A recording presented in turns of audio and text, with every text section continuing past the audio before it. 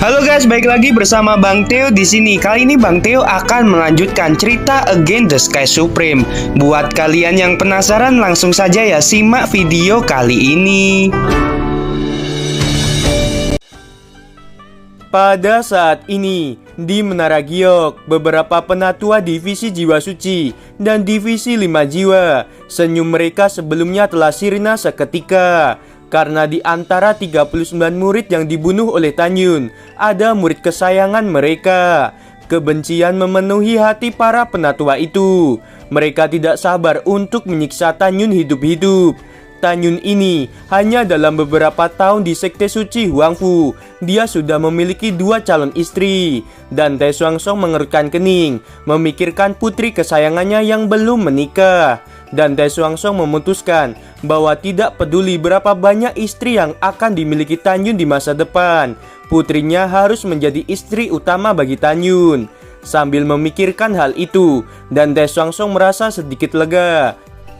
Dan Te Xuanzong melirik Tanyun yang sedang duduk bersila di antara para murid-murid divisi Pil, lalu bergumam di dalam hatinya, Tanyun ini ternyata hanya berpura-pura. Sekarang kepala sekte ini menjadi lebih lega. Kemudian Dan Te Xuanzong melihat Shen Shubing yang telah kembali ke tempat duduknya dan berkata, "Shubing, cepat lanjutkan." Baik kepala sekte. Setelah menerima perintah, Shen Shubing menatap Mu Mengyi dan berkata dengan cemas, "Mengyi, apakah kamu yakin ingin menjaga cincin? Jika kamu melakukan ini, musuh Tanyun tidak akan membiarkanmu begitu saja." Shen Shubing berkata terus terang, karena itu terkait dengan keselamatan Mu Mengyi. Mendengarkan hal itu, ekspresi Mu Mengyi menjadi serius. Kepala murid ini sangat yakin, siapapun yang ingin membunuh calon suamiku akan aku bunuh. Untuk pertama kalinya, Mu Mengyi sangat bertekad untuk membunuh lawan-lawannya. Niat membunuhnya yang kuat memenuhi hatinya. Demi Tanyun, Mu Mengyi tidak segan-segan menghabisi banyak orang. "Mengyi, ingatlah, hidupmu lebih penting daripada cincin. Jika kamu kalah, kamu sesegera mungkin melarikan diri dari arena naga," kata Shen Shubing berulang kali memperingatkan Mu Mengyi. Murid mematuhi perintah. Lalu Mu Mengyi berkata lagi, "Kepala Shen Shubing, tunggu dulu, murid ini mempunyai sesuatu untuk dikatakan sebelum memulai kompetisi." "Baiklah, cepat katakan," kata Shen Shubing. Mu Mengyi menganggukkan kepalanya dan melambaikan tangan kanannya. 2 sinar cahaya, satu hitam dan satu abu-abu, terlihat dari cincin Qiang Kun. Tiba-tiba pedang terbang hitam abu-abu melesat ke arah barisan murid divisi jiwa binatang. Wu Hong, itu adalah pedang harta karun tingkat tinggi dengan atribut kematian dan atribut binatang yang kamu berikan kepadaku 1,5 bulan yang lalu ketika aku keluar dari pagoda ruang dan waktu. Sekarang aku akan mengembalikannya kepadamu."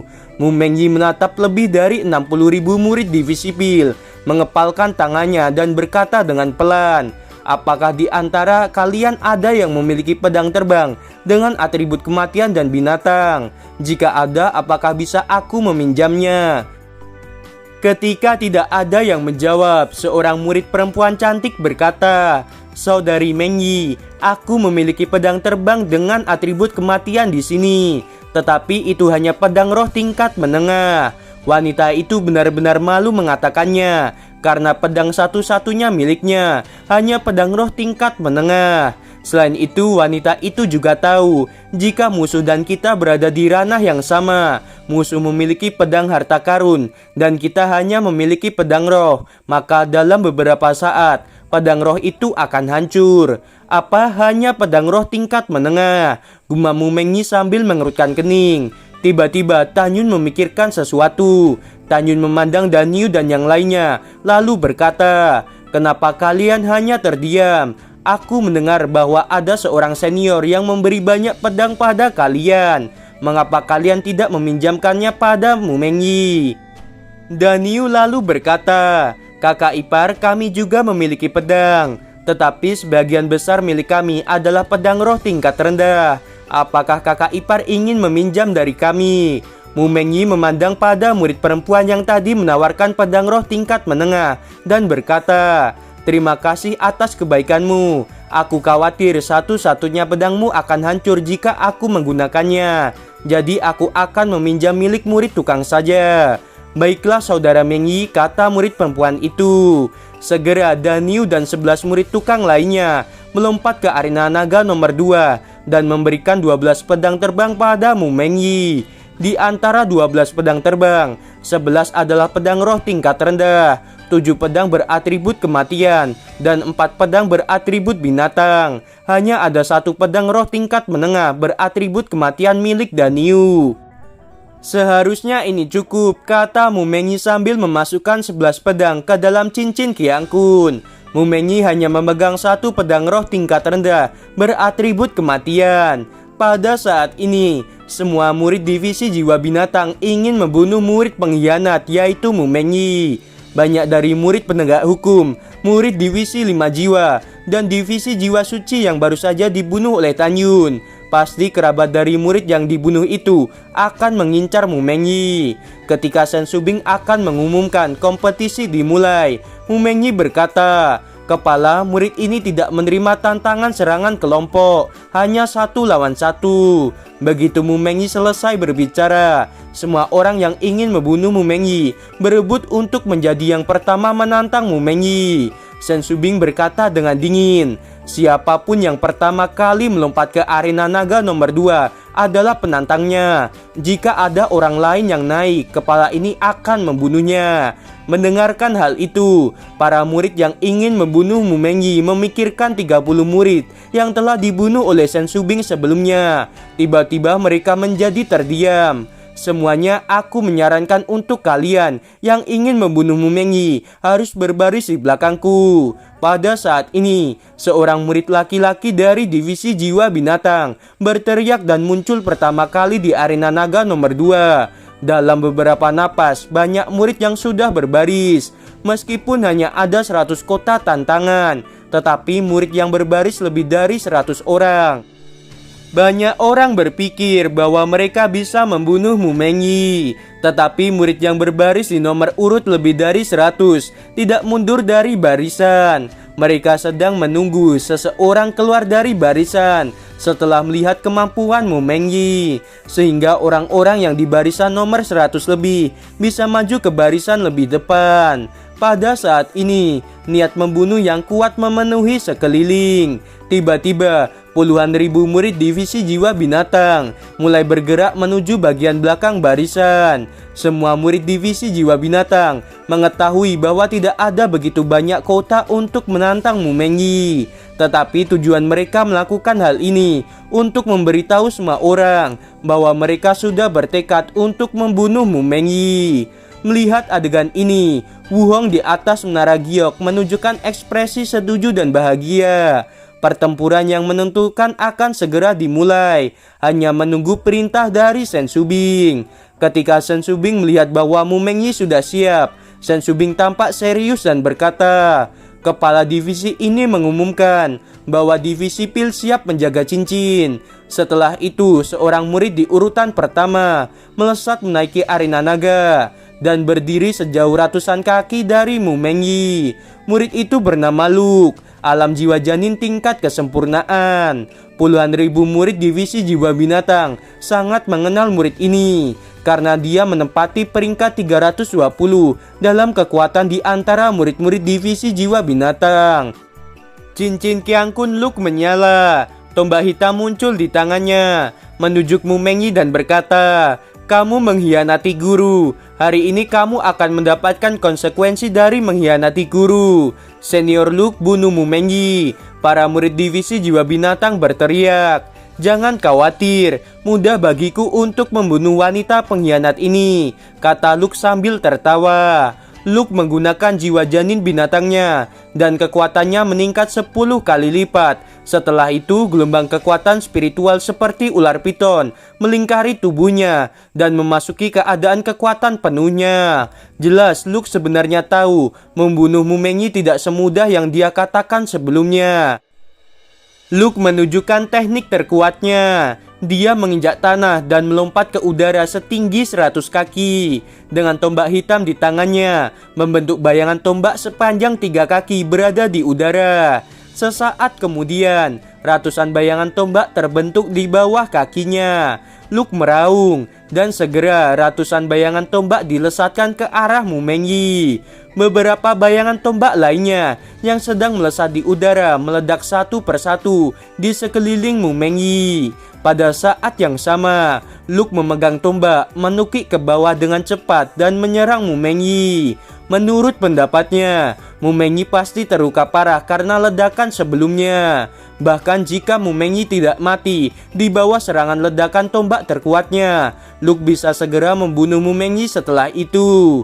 Di mata semua orang, Mumenyi tidak memiliki cara untuk menghindar. Banyak orang percaya bahwa Mumenyi sekarang dalam masalah besar. Semua orang juga ingin melihat bagaimana cara Mumenyi melawan serangan kedua dari Luke. Pada saat ini, Mumenyi masih terdiam di tengah arena naga. Ketika ratusan tombak hitam hendak mengenainya, Mumenyi akhirnya menggerakkan tangan dan kakinya, meskipun hanya sedikit.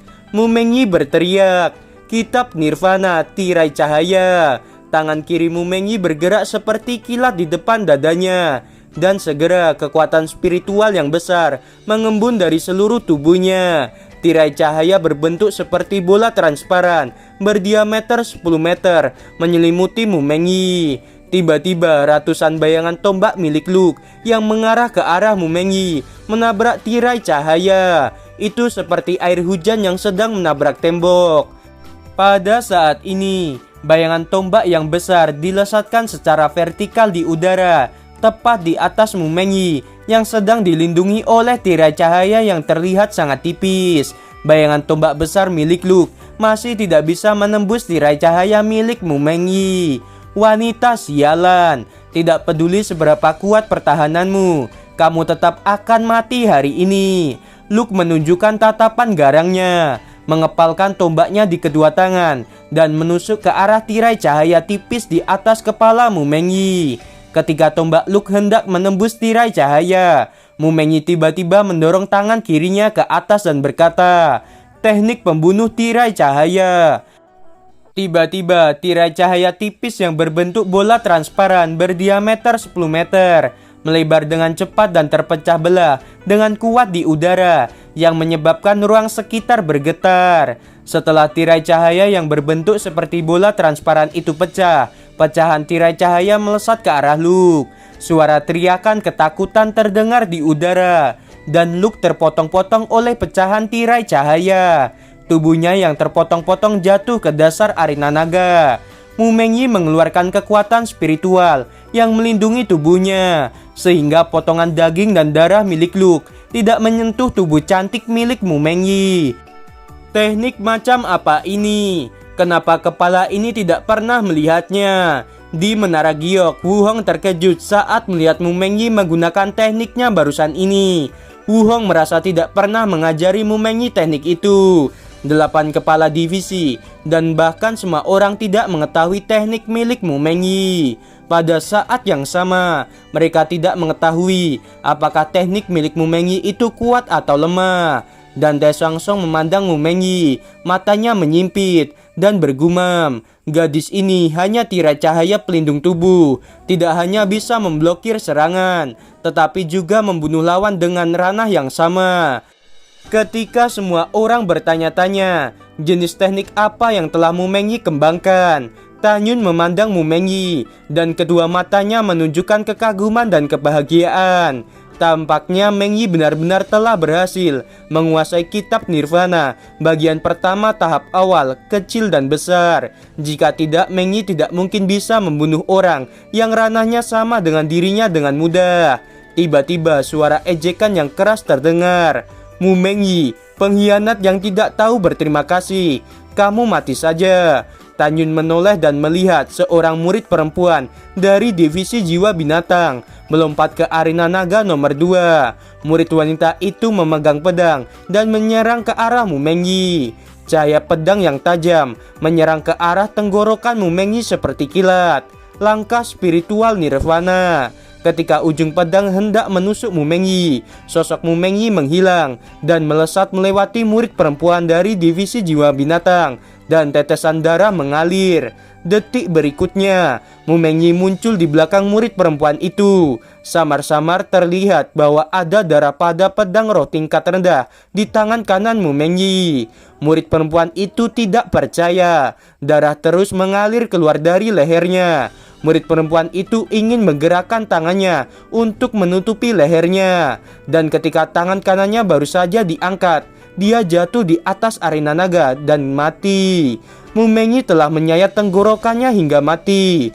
Mu Mengyi menatap dengan penuh niat membunuh pada barisan orang yang mengantri untuk menantang dirinya.